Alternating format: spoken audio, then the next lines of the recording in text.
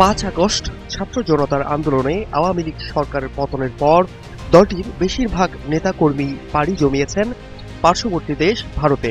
দলটির অনেক শীর্ষ নেতা এবং প্রাক্তন মন্ত্রীরা বাসা ভাড়া করে থাকছেন কলকাতা বা তার আশেপাশের এলাকাগুলোতে। এবার জানা গেল পশ্চিমবঙ্গের রাজধানী কলকাতায় আওয়ামী লীগের পার্টি অফিস খুলে দলীয় কার্যক্রম চালাচ্ছে দলটি।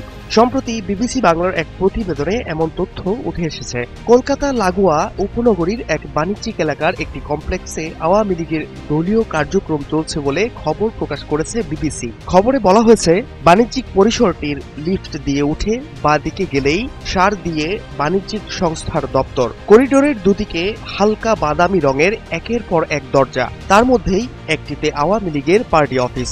শুধু বাইরে কেন, 2500 বা 2600 স্কয়ার ফুটের ঘরটিতে উঁকি মারলেও কেউ বুঝতে পারবেন না যে এই ঘরটির সঙ্গে কোনোভাবে আওয়ামী লীগ জড়িত আছে। নেই কোনো সাইনবোর্ড, শেখ হাসিনা অথবা শেখ মুজিবুর রহমানের কোনো ছবি কোথাও নেই ঘরটির বাইরে বা ভেতরে।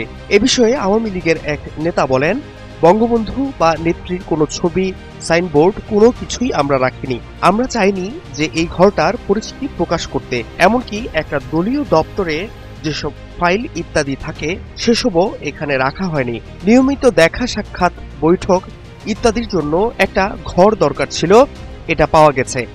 এটাকে আমরা পার্টি অফিসই বলি, কিন্তু বাস্তবে এটি একটি বাণিজ্যিক অফিস। আগে যে সংস্থা কাজ করত এখানে, তাদেরই ছেড়ে যাওয়া চেয়ার, টেবিল এসবই আমরা ব্যবহার করি।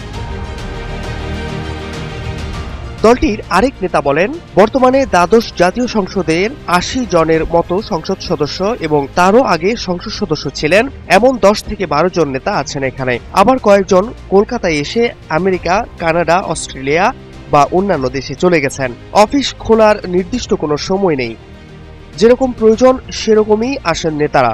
আবার রোজই যে সবাই আসেন তাও নয়।